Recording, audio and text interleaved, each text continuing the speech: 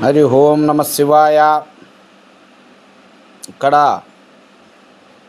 జరగబోయే మీకు చూపించవలసినటువంటి ఈ యొక్క రాసిన గ్రంథములో పురాతకాలములో రాసిన గ్రంథాలు ఇవి. ఈ గ్రంథాలను బట్టి మళ్ళీ రాయబడ్డది.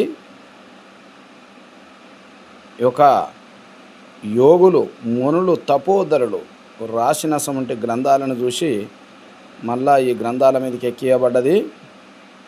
ఈ మంత్రము శాతబడి జరిగిన వారికి ఈ మంత్రము ఉపదోషం ఇస్తాం స్వామి.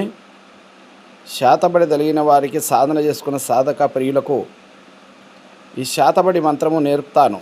ఎట్లా తొలగియాలి దీని. శాతబడి చేసేది కాదండి, శాతబడి తొలగించే మంత్రం ఇది. ఈ మంత్రము మా దగ్గరికి వచ్చి ఉపదోషం ఇస్తాము.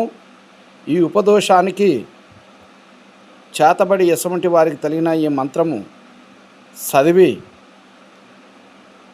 14 నిమ్మకాయలు లేదా 16 నిమ్మకాయలు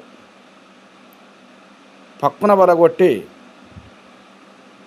3 తొవ్వల కాడ వేసి చేతబడి ఎవడైతే చేస్తాడో దాన్ని తిప్పి కొట్టే మంత్రం స్వామి ఇది. ఈ మంత్రానికి కొన్ని నియనిష్టమాలు ఉంటాయి, కొన్ని నిబంధనలు ఉన్నాయి.